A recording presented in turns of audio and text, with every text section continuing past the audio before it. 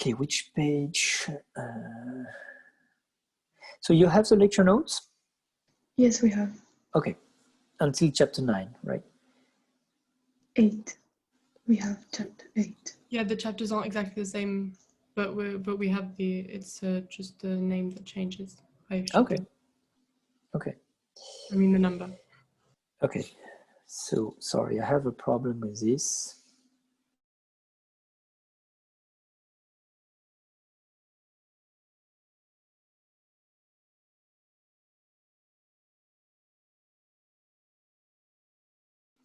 Sorry guys, I lost the connection. Okay, so I always have this problem with big files. I should do something. So give me a second.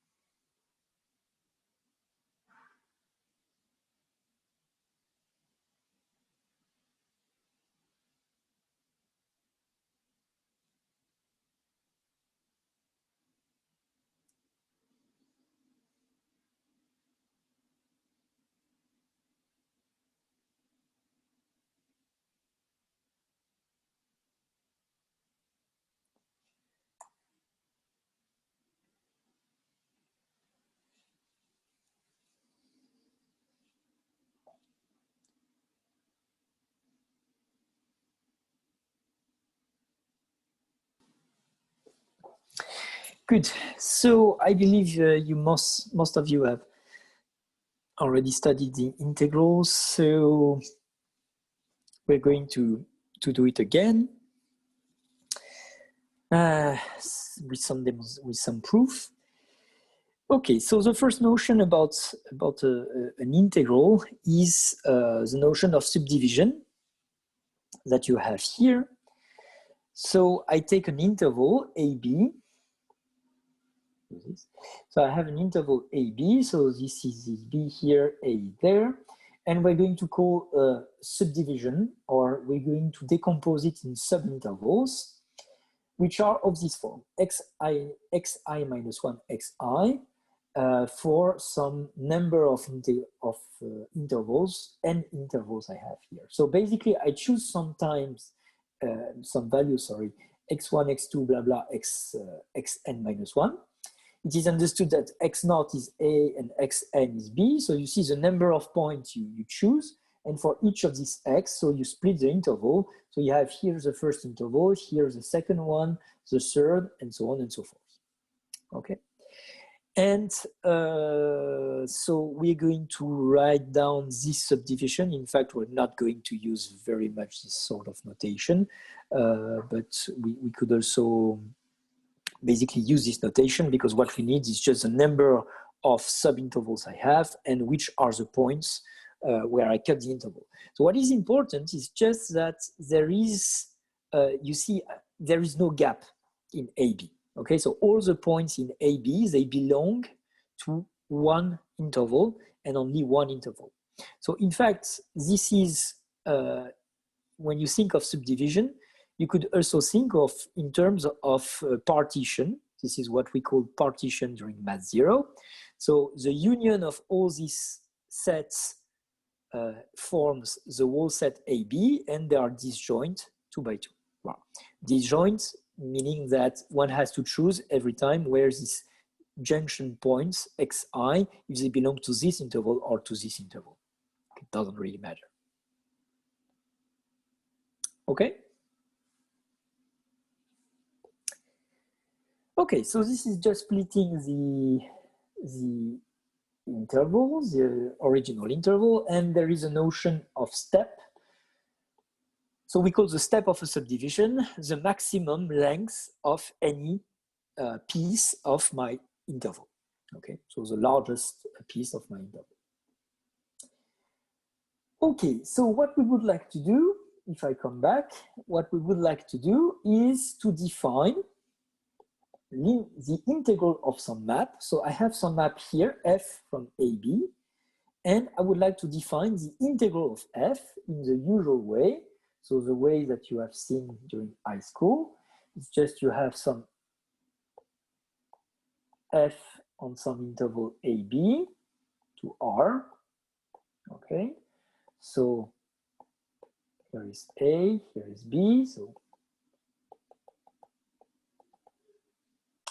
I have my map f here, okay? So I chose a positive thing.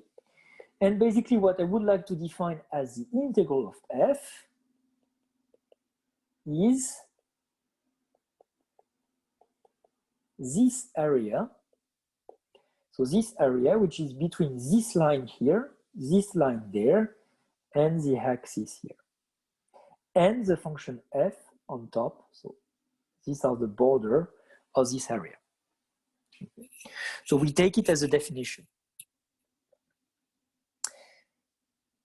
Okay, so why is it useful then to, what do you think of, how would you compute such a thing, by the way? We could approximate using a lot of tiny rectangles. Yes, why that? I don't understand the question. You approximate. So what is the advantage? So basically you say, I take a lot of points. So these are these xi that we have spoke about. Okay, so I'm not able to. So if I split the interval in many pieces, okay, so of course I'm not able to, I'm not very skilled in this. So what's the point? You're right. But what's the point? Because rectangles are easy to calculate. I mean, the area of rectangles is easy to calculate compared to a curve. Exactly. Because, so basically you're saying that the sum of the area of the green rectangles is equal to the integral, okay? And if the rectangle is small enough, you see that basically here on top, you can draw a line. Okay, so basically if you are on some rectangle, here you have xi minus 1, xi, the f, by continuity, the f should be sort of flat, okay? So it doesn't need to be completely flat, but you're going to approximate by the flat thing here. And what are you going to choose here? For instance, f of xi minus 1. Everybody? Is it clear? Okay, so let's do this. If it does make any sense, let's do it. And this is a definition. This is a way we're going to define an integral. So the definition, oh, sorry, I turned down this. The definition is not very, sorry, what am I doing? I hate this thing. Terrible. Okay, so the definition is the following. We say that f is an integrable function on some interval, meaning that we can compute its integral, it makes sense. If for any subdivision I choose of AB, so you see it should not depend on the subdivision I choose.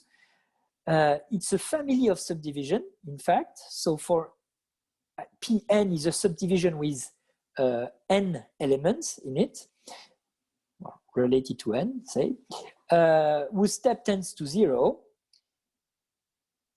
A, N, P, and F converges to something, and this something will be the integral. What is A, N, P, and F? This is the sum of the green rectangles.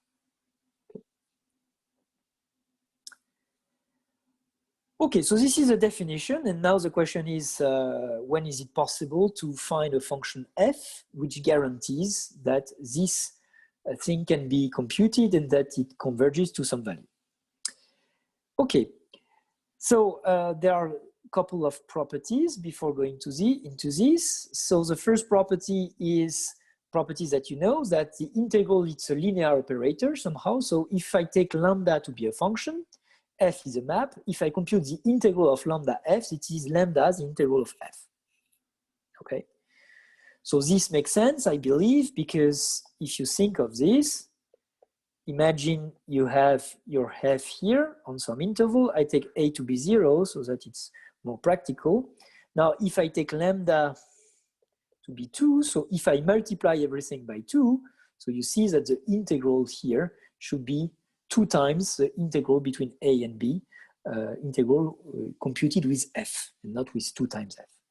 Okay, so roughly you see that this makes sense. I You have can a also, question.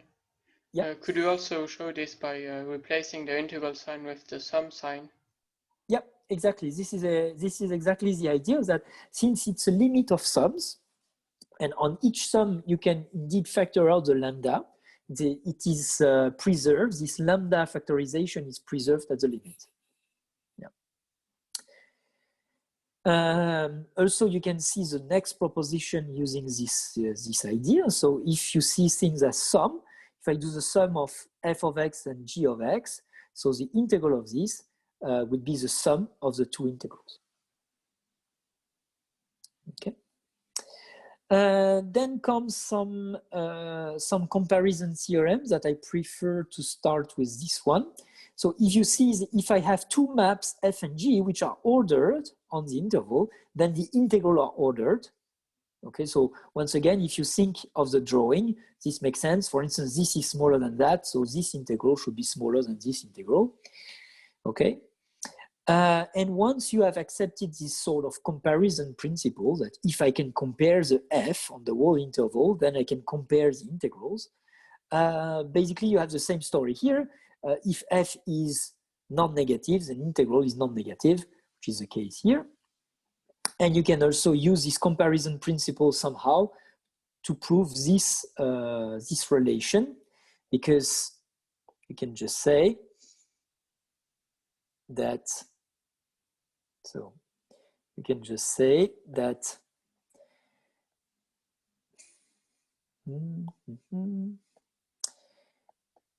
for any x in whatever it is, AB, for any x in AB, you have that f of x is smaller than the absolute value of f of x. And you also have that minus f of x is smaller than the absolute value of this guy. Okay, so you see that the integral of f in absolute value is smaller than in the integral of absolute value. Okay, remember that if you have a number, absolute value of x is smaller than some c, it means that x is smaller than c and minus x smaller than c. Okay. Okay, and then you have the shall identity. So guys who studied abroad in high school, shall identity, does it make any sense for you? Yes, we looked at it. Okay. Yes.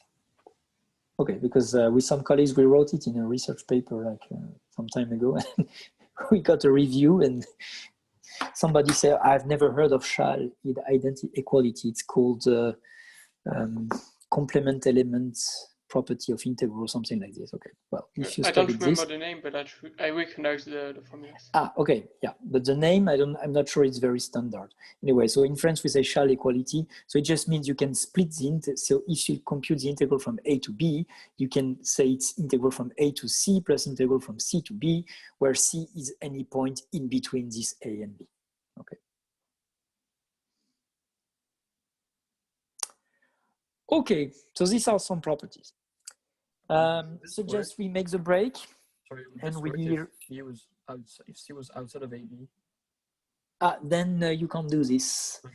Well, you can, but then you count some integral in a negative sign, which is not very practical. Okay. But you can. There is some sort of thing. Okay, let's make a break. Okay, 15 minutes break from now, and we reconvene later. Okay, see you. So, do you have questions? No? It's fine. Okay, so let's continue with these integrals. Okay, so we have seen the main properties. So I think you're familiar with this. Of course, one would need to write down everything properly according to this definition so that you can prove that all these properties are true. But I guess it's pretty natural for you. So let's using them for the moment. That will be enough for us. So then comes a lot of properties I don't want to speak about. Let's say we are all very tired, so I think you have seen already a lot of things during this term. So let's forget about all these things. So there is something called mean value theorem. Mean theorem, it depends how you mention it. This is this thing here. Well, it can be useful. So basically, this is maybe the green version you are more familiar with.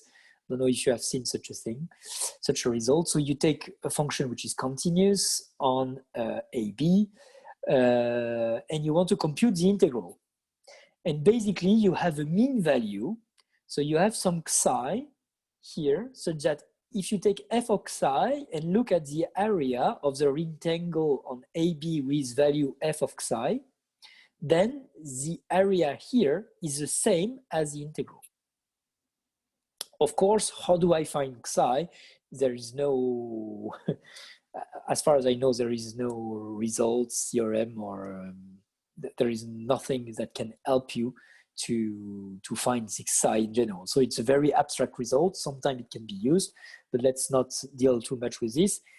You can have a look at the proof if you're interested in this. So it's pretty technical, but it's interesting. I mean, it uses the main theorem, you see, Weierstrass theorem that you have studied in the previous chapter. Okay, I'm not going to go into this. I want really to go on computations of integrals. And the main tool you have maybe studied is the notion of primitives or antiderivatives. So I'm going to use maybe the word antiderivatives. In French, it's primitive, whatever you like. So what is an antiderivative? Or, okay, maybe I should say primitive. So I take a function f, which is continuous on some interval I. Okay, so I is always an interval, f is some continuous function, and we say that capital F, a new function, is a primitive of f if capital F is differentiable on this interval I, and for any element x in I, if I compute the derivative of f, it's of capital F, it is small f. So you see, this is why I prefer to use the word antiderivative, because you really see what it is. So it is when you differentiate this capital F guys, then you end up with this small f. Okay, here maybe just one comment. So a primitive of f is a function capital F such that blah blah. What does that mean, that a primitive is a function capital F? There exists more than one? Yes. Because it's that a constant, it has any constant added, so there are multiple primitives. Exactly. So so if say you have found some capital F, then if you define capital G to be this capital F here plus any constant, say 1, then you see that if I differentiate this guy, I end up with f prime, so the constant disappears, which is small f. So in fact, how many primitive exists for a given function? An infinity. Yeah. So this is why we say a primitive. So we always have to keep in mind that if I add a constant, any constant I wish to a primitive, it is still a primitive of the very same function. Okay, so it could sound like something annoying right now, but you'll see we will benefit from this result. It's something that can be used in some computations. Okay, here is a main theorem that I would like us to study right now. So the main theorem is the following thing. Let I be a non-empty interval containing more than one point. Well, okay, say. And f is a function which is continuous on this interval. Then for any point A I choose in my interval, okay, the function GA defined like that is of class C1 on I and verifies that this is a primitive of this small f. Blah, blah, blah. So if f is a primitive of small f, then f minus GA is equal to a constant. And okay, so this is a very way of writing down things, but okay, we are coming back to this. So basically what I'm saying, we're saying that if we have a function which is continuous on some interval, anytime I choose here some element a in my interval, the integral from a to x, for any x I choose, of f, this function here is of class C1. Can somebody remind me what class C1 is? The difference. It's a differentiable function at least once, and the f prime is continuous. Yep. So it's indeed differentiable once, and the derivative is continuous. Yes, exactly. And this matches with the idea, the results we aim at, because we see the derivative has to be f, and we know f is continuous. So how do we see this? So very roughly, just to give an idea of what is going on, let me maybe do this. So just to give a very, so I take a to be 0, so I assume 0 is in my interval, it's just for simplicity. So you see that if you compute a of x plus epsilon of f of t dt minus, so this is GA of x plus epsilon. Okay, sorry, so I'm going to erase this, otherwise I'm not going to succeed in writing down what I want. Okay, so let's forget A0, I don't mind, in fact, it's 0 or not. So if I compute this, I want to prove GA is differentiable at some point x naught, say.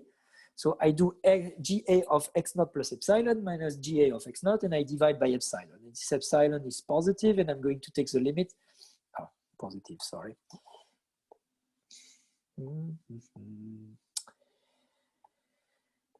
Different from 0, and I'm going to take the limit when epsilon goes to 0. So you see that by definition, here this is the integral from a to x naught plus epsilon of f of t dt minus the integral from a to x naught of f of t dt. And now I can use this shall relation, okay? So just to have an idea of what is going on. So here is my a, say, here is x naught, here is my map small f, okay? And you see I integrate x naught plus epsilon, say epsilon is positive in that case. So I integrate from a to x naught plus epsilon minus the integral from a to, so this is the blue term, and here is some yellow term, and the yellow term is the integral but stopped here. So you see I only remain with this part. So I have 1 over epsilon, the integral, so this is the shall relation, x naught to x naught plus epsilon f of t dt. And basically what is this integral? If you look to this, it's almost a rectangle, where here you could take f of x naught. It's almost a rectangle. So if epsilon is close enough, this is a rectangle. And what is the area of the rectangle? It's f of x naught times epsilon, which comes to cancel this. So this is almost like 1 over epsilon, and this is almost an integral rectangle, which is epsilon f of x naught, okay? And the almost means when epsilon goes to 0, this approximation tends to be true, and so this converges to f of x naught.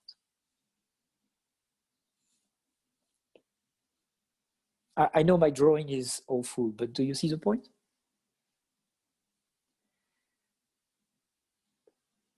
Everybody? I'm not sure if I understand. Sorry? I don't think I understand. Yes, who are you? Sorry.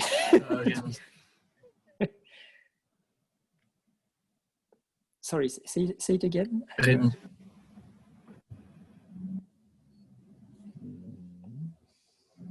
Rémi. So here you have this. What I say is that you see this rectangle is this integral. Well, not rectangle, but this area.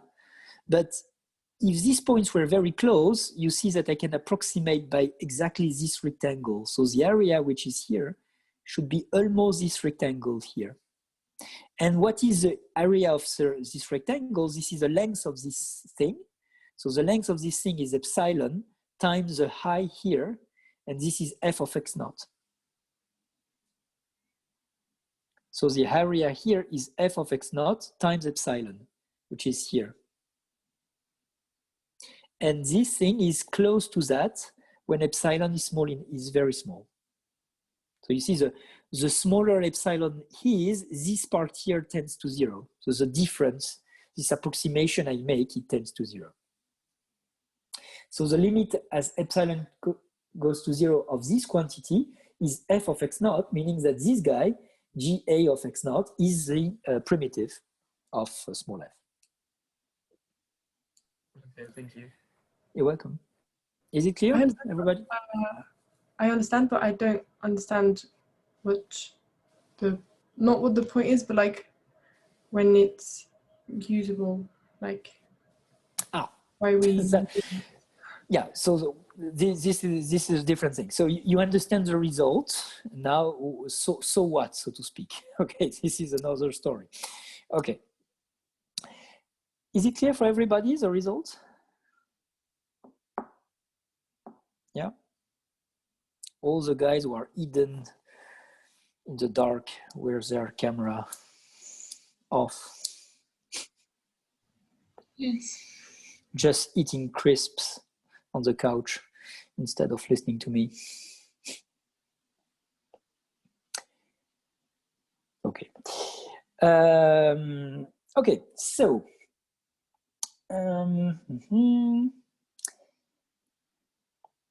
so now, what is it useful for? So I have this thing here.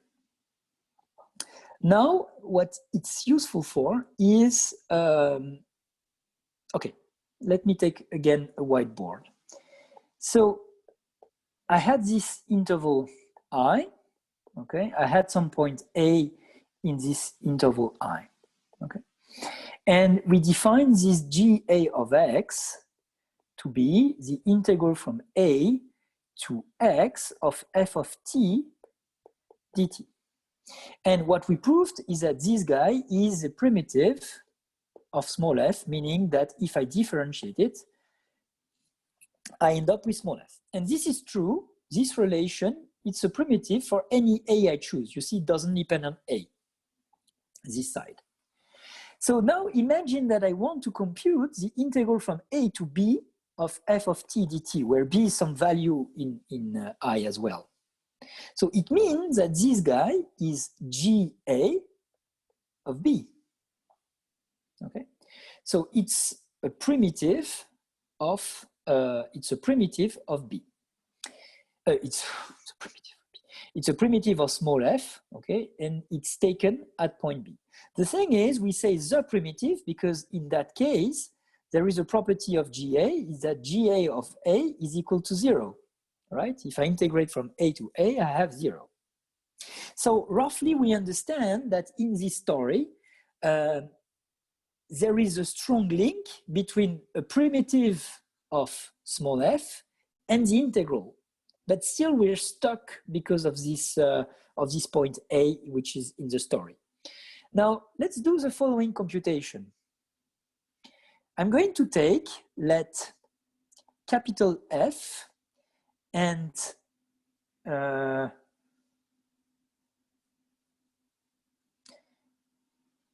capital F tilde B.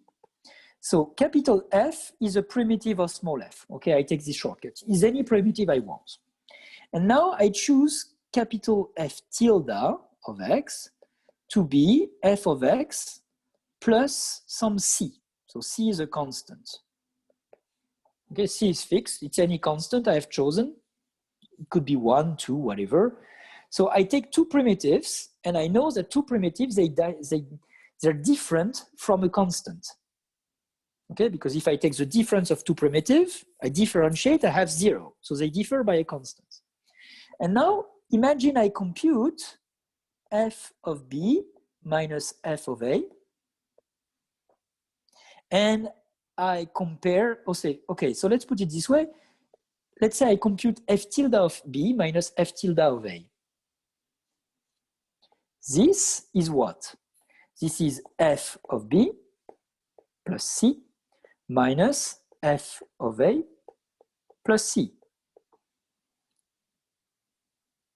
Which is exactly what? F of b minus f of a. So what does that mean? It means that anytime I take two primitives of the very same function, these primitives, they might not agree. They are not equal. They're equal up to a constant. But anytime I look to an increment, so f of b minus f of a, anytime I look to a difference, the difference is equal. Okay? And this will justify the fact that to compute an integral, I can choose any. So it means that the integral of a function is this g of b, but if you think of this in a different way, you can say it's ga of b minus ga of a, because as we said, ga of a is 0. Okay, so this is equal for any primitive I choose to f of b minus f of a. This is what we have proved here. Okay, so the point of this small analysis is just to say, you want to compute an integral, the result set it's related to this GA evaluated at B. And if you add this result on top of what I've said, this means that this difference is a difference, so the f of B minus f of A, for any f which is a primitive of small f. So choose any one you like, and compute the difference. This is the integral. Sia, is it clear why now the aim, the goal of this theorem? Yeah. Okay, so I just write it for any, so I take a shortcut for any capital F such that f prime is equal to f. And now this is a main fact about this theory, is just if you want to compute an integral, then you just need to find an antiderivative primitive.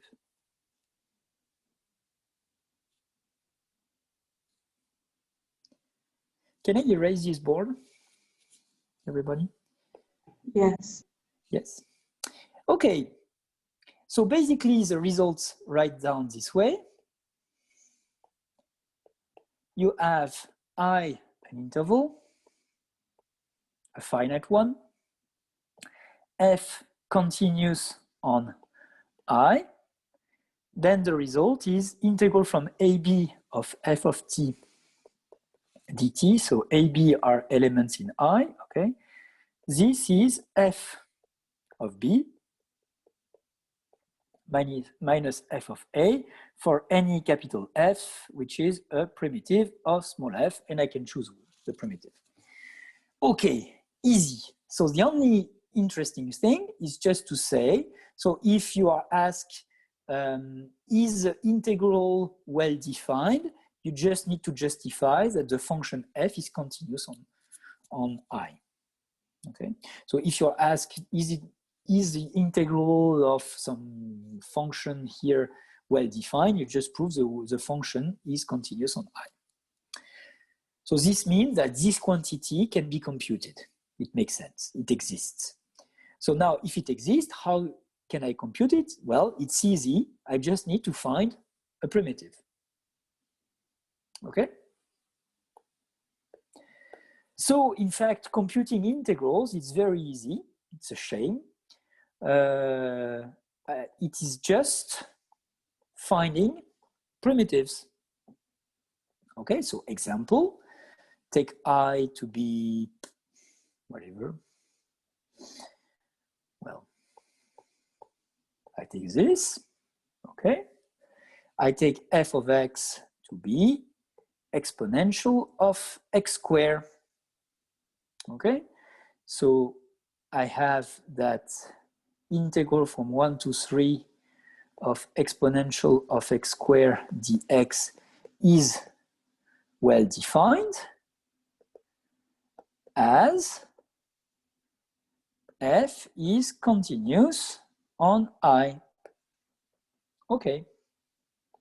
So let's give, no. Yeah, I call this I. Okay, so let's give this name, say A. Okay, computation of A. So in fact, you have an abstract result, which tells you that there exists primitive of f, primitives of small f. Okay, so that's easy.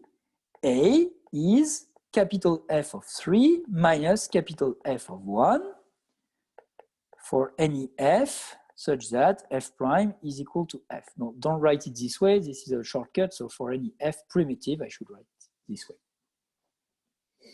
Okay? Easy. So now find, we just need to find primitives of small f. See, it's a continuous function. There is this abstract result telling you that primitive exists. So easy.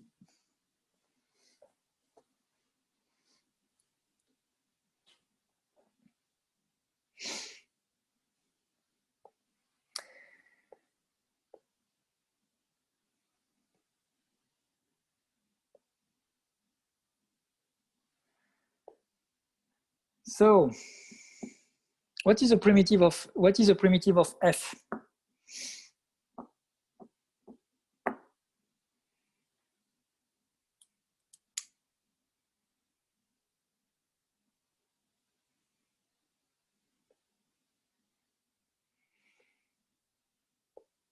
Rémi, do you know?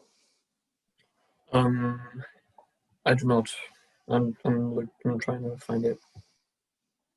Thea, I started something, but it's wrong. I'm changing. I mixed up. I see Nathan is computing. He looks like he is. Tiziana, I'm not sure really. I don't think. No, I don't know. Georgia, I'm trying to find it. I mean, I think it's, but I'm not sure. I think it's exponential x squared divided by 2x. if you do this, when you differentiate the 2x, you have something more. It's a product of derivative. Never mind.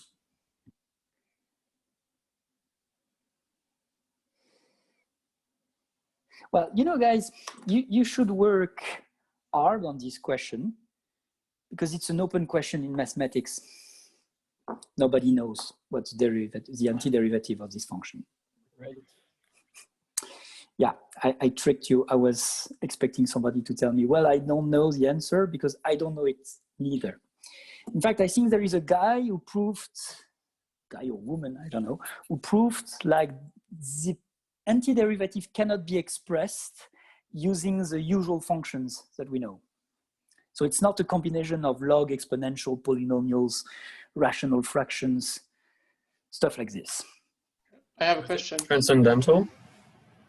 Sorry? Is it transcendental? It's not transcendental, no. It cannot be expressed without using usual functions.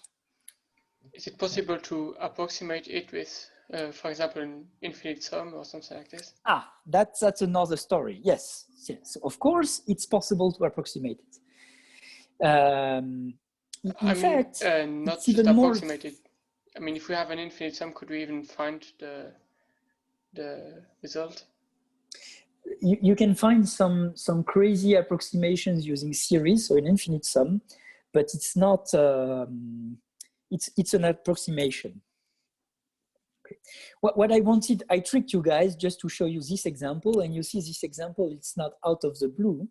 It just, my message here is just to discuss about the theory. You want to compute an integral, and it's very often in engineering you compute an integral. You're going to do physics, you're going to compute integrals, you do a lot of mechanics, whatever, you're going to compute integrals. You want to compute an integral, and the theory tells you, well, you know, as soon as this map is continuous, in fact, what it tells you is there exist antiderivatives, primitives, and you take any of these primitives, take the difference in B and A, and that's it. Now, the thing is, you see, it's like there exists a primitive. But this example, you see, it's a very smooth function, so you can differentiate as much as you want. You see, it's what we should call C infinity. Okay, you can take the derivative once, twice, 3 times, or how many times you wish, but finding a primitive, nobody can. Okay. So what does it mean? It means that either we have to go in this direction that Nathan mentioned, like approximation. Okay, if I cannot compute exactly, maybe I will need to approximate. This we will not do. You will do, guys, during your engineering studies. But in math, we're not going to do this. Or what we have to do is to use tricks to compute integrals. And we're going to see together the first tricks. First trick is integration by part that maybe you know already, which is one trick to compute an integral. Okay. Is it clear for everybody? So my message is just to say the theory is this, but you see that computing an integral it means the first, how should I compute an integral? The first thing I should try is find a primitive, but finding a primitive is not always possible. So it means I have to go in another direction. Just for the record, this, I forgot the name, décomposition en éléments simples you have seen with Jessica Martin, it's to find a primitive of a rational fraction, of a rational function. Okay, so when you have a rational function, the whole game, the whole goal of doing this decomposition that you did is that any part of this decomposition, we will be able to find a primitive in full generality. Okay, I will give you the elements later on in the next days, and maybe you will continue next term. But basically, this is the whole point of this decomposition. So you see, it's really a difficult question to find primitive of functions. Okay, is it clear? Do you want to comment about this function? Yes. Yes, yes, sure. Okay. So let's do some break somehow. I feel you guys can have a break at this after this very tiring term. Okay, I erase this thing. Is it fine if I erase this slide? Yeah? Yes, yes. Yes. Okay. So the French students, have you heard of this? I think it exists everywhere. So in French, it used to be called Le Juste Prix. So it was a TV game. Does it ring a bell? Yes. Yeah. Okay. So there was a version when I was young in the 80s, and there was another version in beginning of the 2000s. So basically for everybody, it's just a game, and it was made of small sub-games. So you had candidates, it was on TV. And one of these sub-game was the game of the fakir. So basically you had a candidate, and he was playing this game, and the goal was to win some money. So the version I know, it was in the 80s, so it was very somehow old-fashioned and very artisanal in some way. So you had this huge wall. Okay, so this was a wall, and here you had some pins. Okay, so the clous. Okay, so why it was called the fakir game. And so basically the story was the following. So you had this, the candidate, so there was here a ladder. So the candidate was climbing on top of this. Okay, so the candidate was on top of this hole, so to speak. And he had to drop 3 of these, sorry, I'm losing all my English, the few I had, les palets, I don't know how to say, 3, somebody can help me, that would be grateful. Palette, everybody understands? Discs. Sorry? Discs, maybe? I don't know. Discs, yeah, it's a good thing. Thank you. So the candidate was throwing 3 discs, one after the other one. So basically, he or she was drawing the first disc.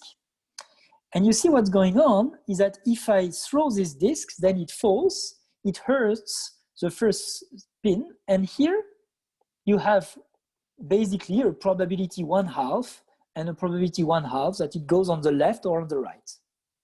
So say it goes there, then your disc is here, it's hurting this pin here again, and once again, you have a probability 1/2, 1/2 that the disc goes in that direction and this direction, okay? So you see the point, guys? So you drop the disc, then it moves from left to right, and this is the story. Of course, the end of the story is that the disc at the end, it falls, and it falls in some boxes. Okay, so you had some boxes here. And basically, depending where the disc was falling, you get the number of, the amount of money associated to it. So, okay, put it in euros. Now, say here you have 1,000 euros. Here you have 100, say. And here you have €1. Okay, so if you were lucky and if your disc was there, you were earning like €1,000. If your disc was there, then you earn €1. Okay, so very simple game. You see there is not much strategy, just dropping a disc. Okay, so the question I'm asking to you guys is it reasonable that the people who have designed this game to have put these numbers this way? Why didn't they switch the numbers? They put it this way because getting the more you get away from the center, the less probable it is. So that way they lose less money. Yeah, in fact, you can compute that through the probability that you end up here or you end up there. And to compute the probability, you have to count the number of possible travel somehow you make. So you see, to end up here, you can do this left, left, and then right, right.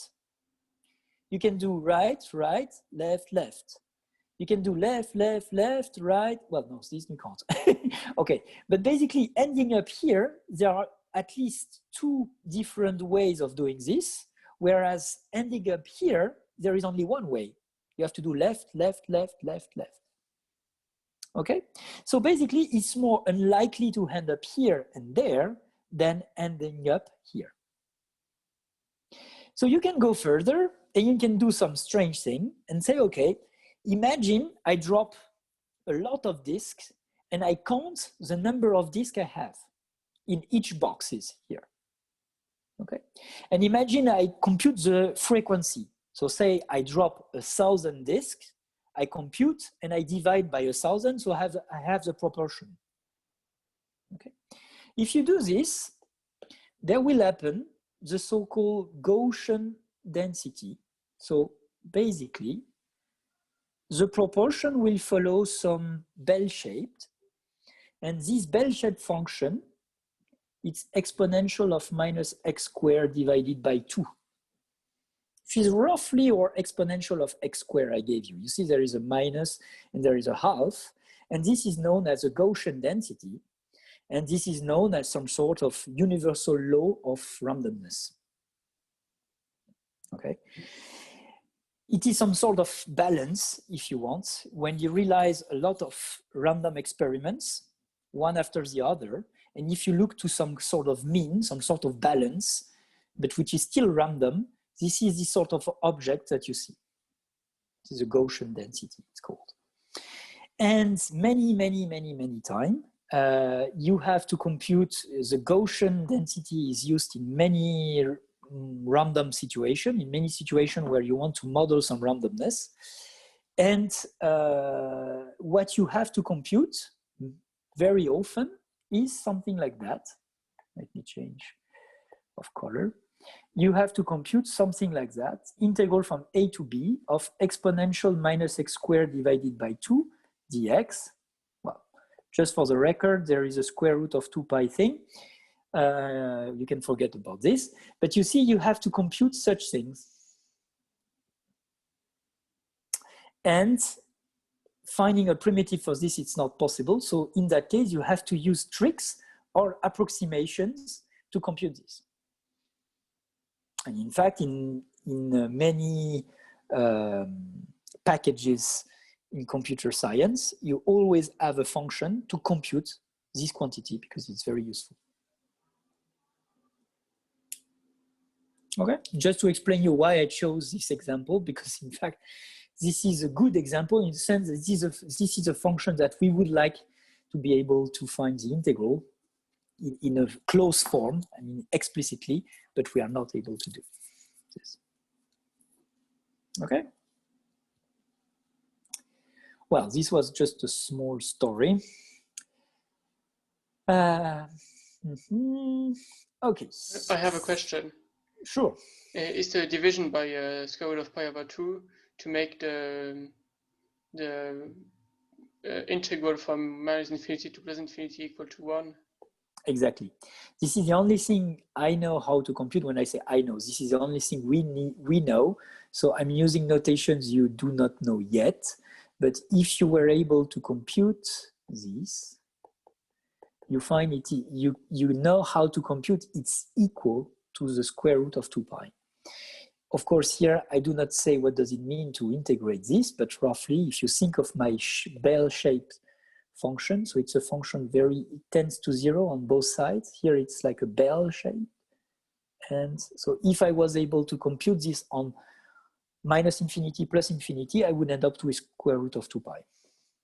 So its perimeter is infinite, but its area isn't? It's a whole point you will see in second year, how to define such an object. Basically, you define, this was your question, Rémi? What does it mean, minus infinity plus infinity? No. What I meant is that its perimeter is infinite. If we trace, for instance, we can't really trace the outline of it, but its area is not infinite. No, its area is not infinite. So this is the point. This function on this side, it tends so fast to 0 that the integral this area tends to 0. So when you add, you go further. What you add with the integral, it vanishes. But of course, this is really out of the of the scope of the schedule of this year. It's just to answer the questions. Okay. So just to say, the takeaway message is just that it's difficult. It's not always possible to find an antiderivative. Okay, so here is a proposition that basically we have mentioned, that anytime I want to find an integral of some continuous function, it is enough to find an antiderivative. Take the difference of any of these antiderivative at point B minus at capital F at point A, but as I said, it's not easy to find such a thing. Okay. Is it okay, everybody? Maël, you're not lost with this? Oh no, it's fine. It's funny. Well, okay. It goes a bit far, but Yeah. Well, I tell you this because it is probability theory, and I'm probabilist, so this is why I make this. I speak it's interesting to know, but kind of difficult. Yes. I agree. So, but you will have time to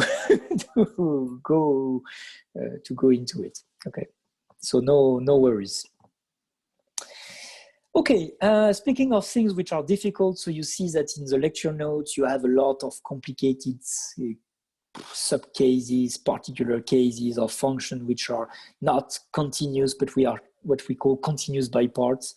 I'm not going to speak about this. This is too complicated for what I want to say. So let's drop this. Let's drop this. And okay, let's move to how to compute an integral. So as I said, so when you're lucky, you can find some primitives. So here is a table with many primitives that you know. So guys, you should know basically your arctangent thing. This one is very useful. I mean, they are all useful, but arctangent is something quite practical. Okay, the other, you know, powers, exponential, sine, cosine, this is fine. These are hyperbolic functions which are which are not so easy, but apart from this, yeah, here are the hyperbolic and here are the inverse of tangents, cosine and sine. Okay, for instance, you guys probably know that the antiderivative of log is this, x log x minus x plus some constant. You have seen this, right? Yes. Yeah. Sounds familiar? Okay. Now, you probably did not prove it. I think we did by integration by part with Okay. 1 and 1 times ln of x. And then we integrate 1 and derive.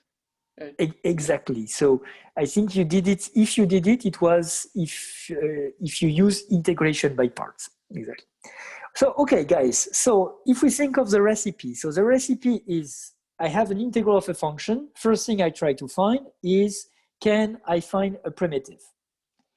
If I can't, I have to use tricks. First trick is integration by parts, and here it is. So the statement is the following. So can you guys answer in the chat who has ever seen integration by parts?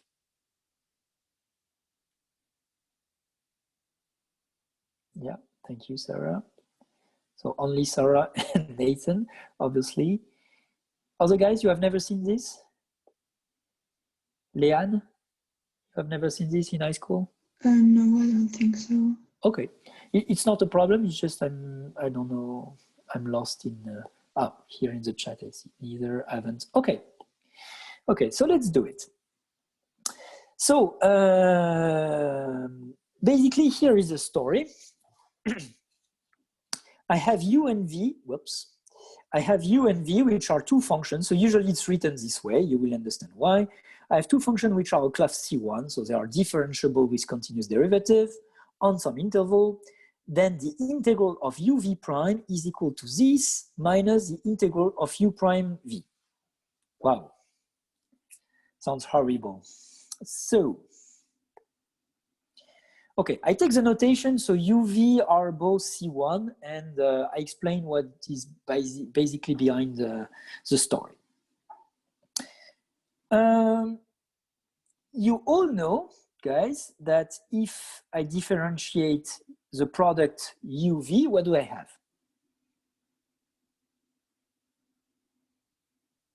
U prime v plus uv prime. Okay, u prime v, thank you, plus u v prime. Okay, so what does it mean? It means that, say I compute the integral from a to b of u prime of x, v of x, plus u of x, v prime of x. So this is this whole function.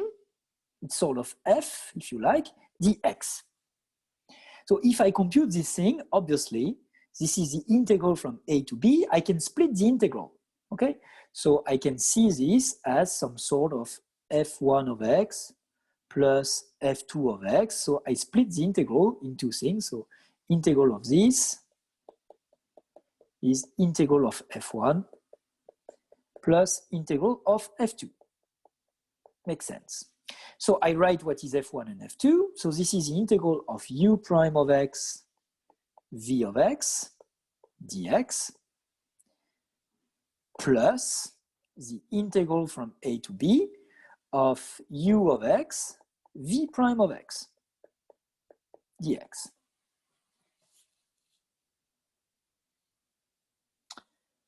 So far, so good. Okay, so let's call this quantity A here. But as we said, this thing here, u prime v plus u v prime, it's a derivative of u times v, right? But as A is the integral of uv, the function uv prime of x, let's put it this way, dx. Okay, I'm going to cancel this bracket so that you're not confused with anything else. So what is this A? This is the integral of uv prime dx.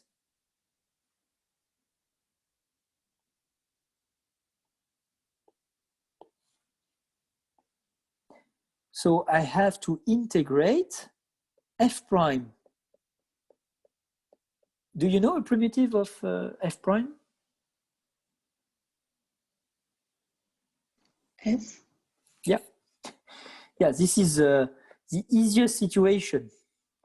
So basically, you know already the primitive. So here, what is it?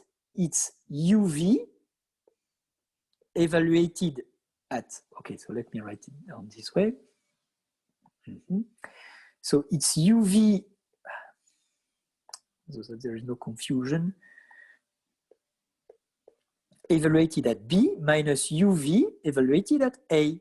So this is u b v b minus u a v b, v a, sorry. So at the end of the day, what does it tell me? It tells me, sorry, that this sum of integral is equal to this. So what happens? It means that if I have an integral to compute and that I recognize that this is of the form u, the derivative of some map u times some v, then this integral will be equal to this minus, you see, switching basically the sign of derivatives.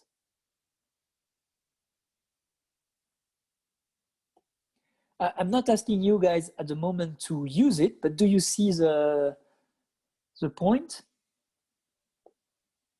Yes. Noémie, Léa? Yes, yeah, it's okay. It's okay? Okay.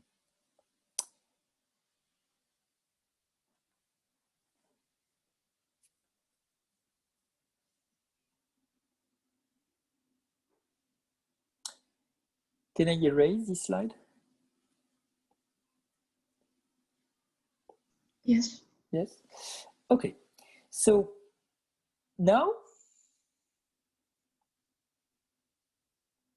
so the formula I have is integral from AB of u prime of x, v of x dx is u b v b minus u a v a minus the integral from a to b. So be careful with the switching of sign. Okay, here it's really, so this is one thing, but here it's really a minus. Okay, and here, so I have u of x, v prime of x dx. Okay, so this is my formula. So now let's take an example. Let's take AB to be 1, 3, say. And imagine that I want to compute, so guys, I would like you to take notes of the way I write it down because I will ask you to write it down the same way. So I want to compute the integral from 1 to 3 of the logarithm of x. So as I said, I don't know how to find the antiderivative of log. Well, you can argue, well, but listen, it's just written on the previous slide, okay? So, but what is written on the previous slide is basically the proof of what I want to do here. So say we do not know what is the primitive of log. What I'm going to do is I'm going to use the integration by parts formula. So basically what I need to do is to identify this log of x as something like this. And when I do so, you see I have a choice to be made between this u prime and v. You will see with practice that you have to be very careful about when you choose these functions u and v, you see there is a switch in the derivatives. So afterwards, you would end up with computing an integral where you have u times v prime. So basically the point is to say, okay, I have to recognize this as a product of two functions. One is a derivative of something and the other one is some v. So the way of doing this usually is to say in that case, it's a very usual trick when you have integral, is to say I'm going to recognize this by saying it's 1 times the log of x.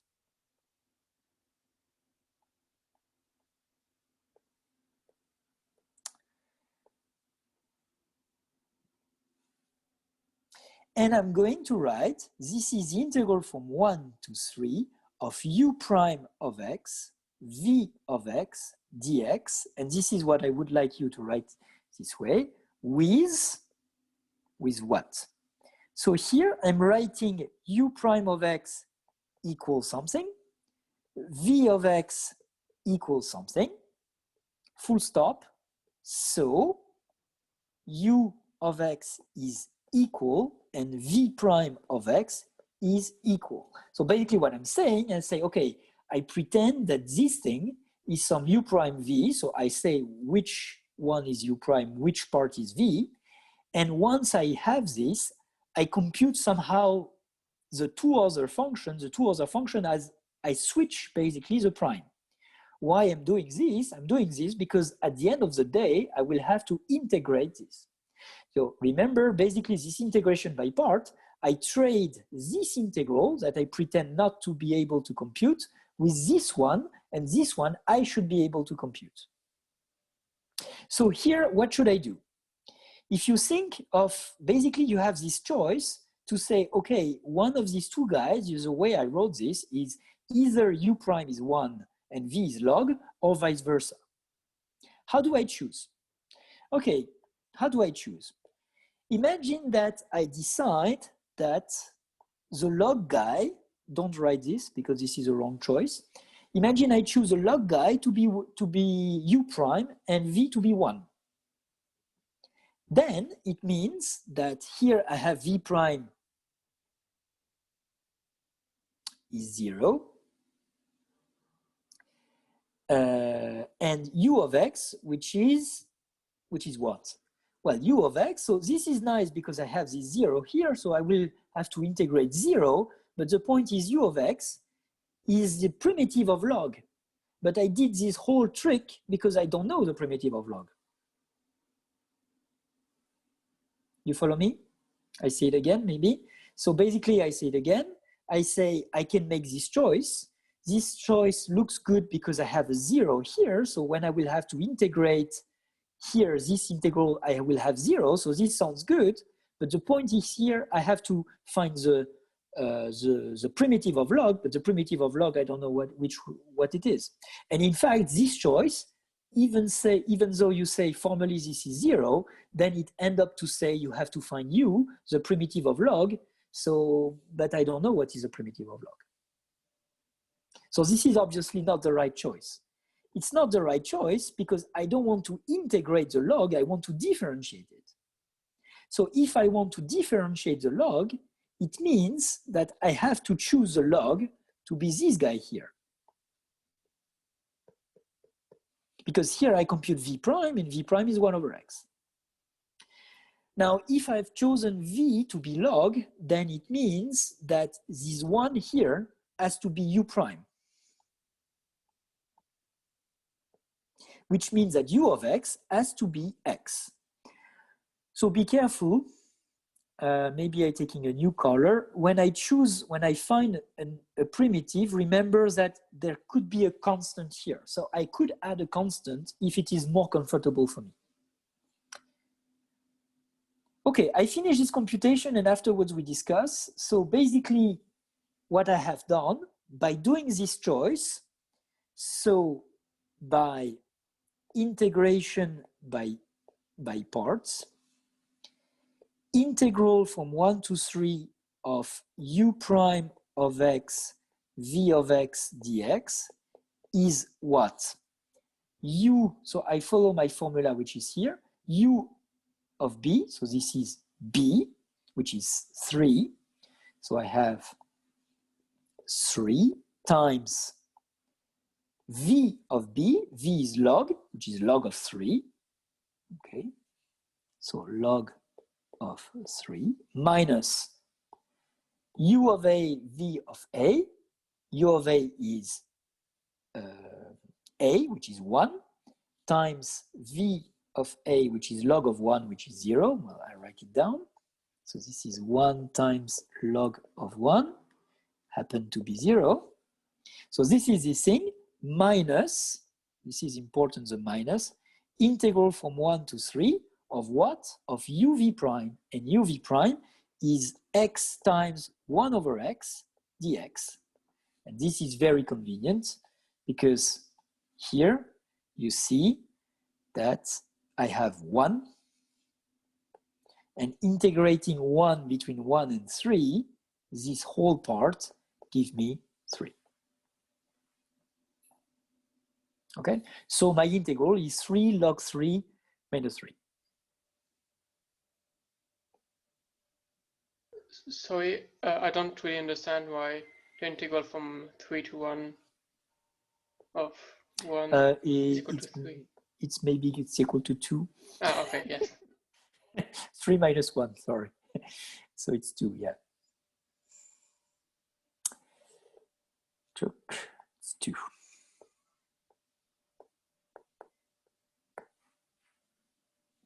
Thank you. Is it clear, guys? So it requires a bit of practice. And as I said, at first glance, it's like, well, why this is useful to trade this integral into something like that? Well, you see here, you see why it is useful.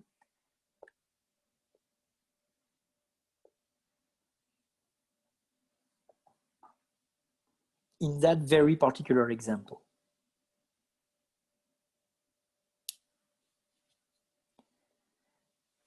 So what I'm going to ask you guys every time is that if you fail in computing an integral because you went on the wrong track, this is not a problem.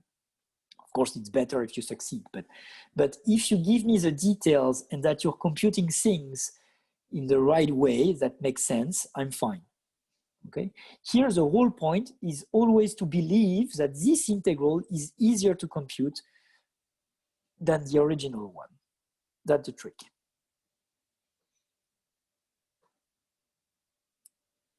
But sometimes it's not easier to compute, but it just gives the same result, and then we have an equation that we can solve. With the integral being the unknown. In my experience, this does not really happen, or really in very, very peculiar case. But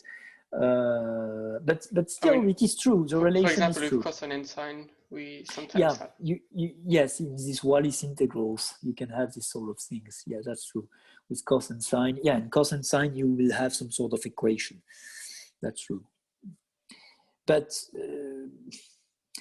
yeah, it's not the goal, but it can happen.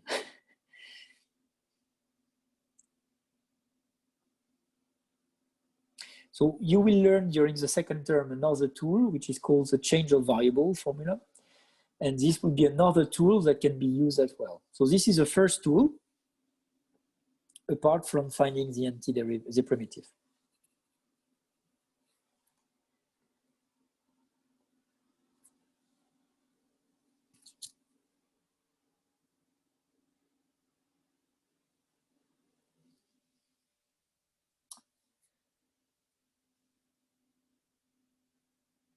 Can I erase this slide?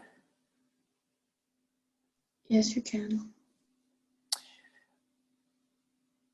Okay. So guys, what about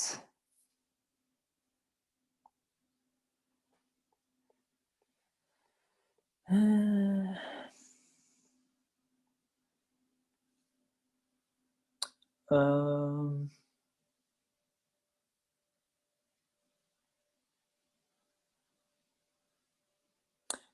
let me think.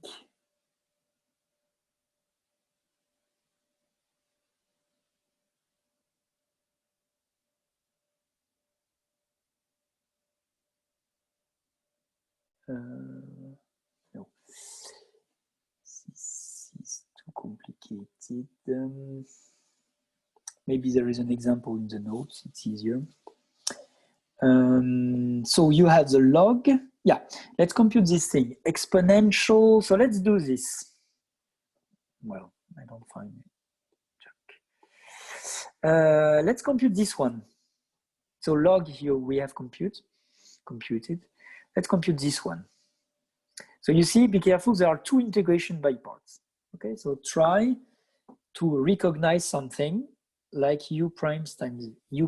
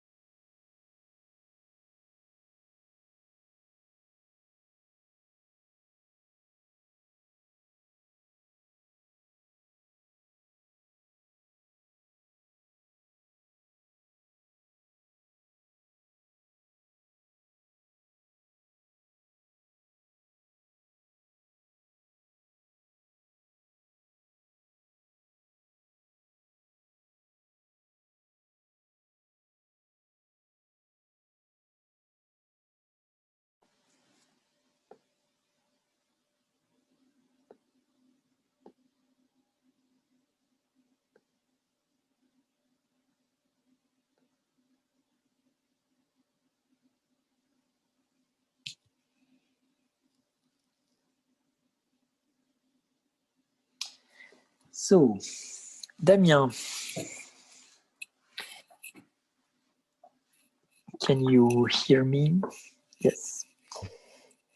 So, Damien, what would you suggest in this story to choose as U prime and V? I think in this case, it doesn't really matter. We can, or maybe as U prime exponential of t. Yeah. And for V of t, then t squared. Yes, I would do this as well. Thank you. So I think it matters because you see the thing is afterwards, so basically this is always the trading is that afterwards I would have to integrate U times V prime. You see here, if you have done the other choice, so if you were saying that U prime is T square here in place, if you switch the two, okay? If you choose T square as U prime, here you end up with T to the 3, roughly. Okay, so there is a 3, but who cares? And then you end up with something, if you switch the two things, here you end up with something T square times exponential T. So you started with T square exponential and you end up with T to the 3 exponential. So you see, it's worse if we follow the yellow choice. Everybody sees that? Yeah? Okay, so don't hesitate to try. You should, sorry. Okay, so you should try some choice and see what you end up with. So obviously this choice is not the good one, and the one that Damien gave, the first one, the red one, this is a good one. So once I'm here, then I compute, so what is U of t? It's exponential of t. Exactly. So you see, one could add a constant. So if you are, when you will get more experience, maybe you will try to do some fancy tricks like saying exponential of t minus 1 or stuff like this, but let's not do this right now. Let's stick to the exponential t. And what is v prime? 2t. It's 2t. So now what do I have? What should I put here? Who have not discussed with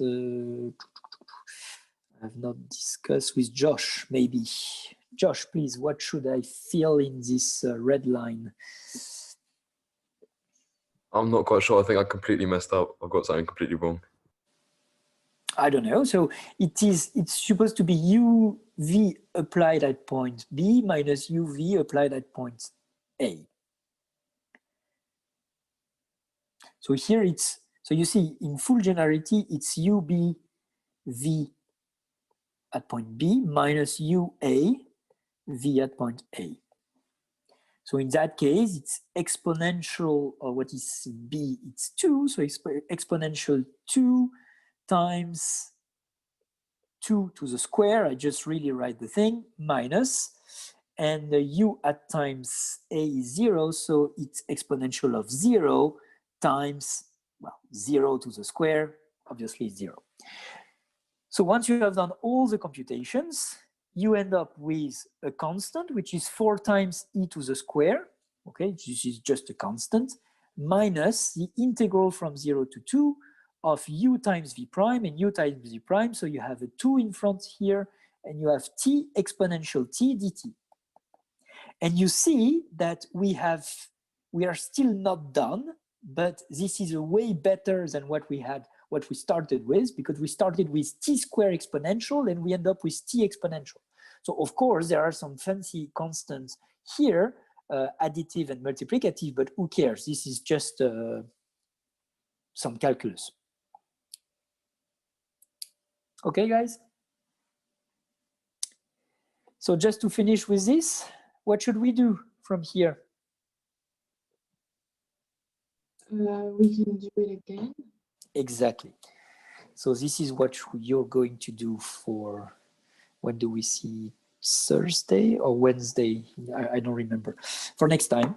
I think it's It's Thursday. Yes, Thursday. So for Thursday, you continue this computation.